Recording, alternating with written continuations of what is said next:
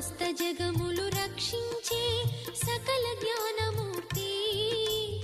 ఎవరింట తాను కొలువుండునో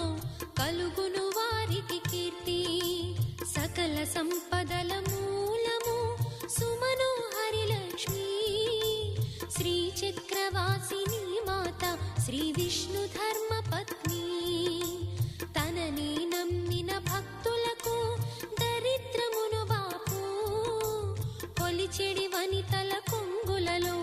బంగారము నింపు అష్టలక్ష్ముల రూపున అవతారం దాల్చినది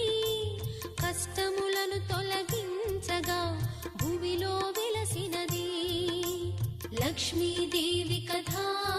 శ్రీ లక్ష్మీదేవి కథా లక్ష్మీదేవి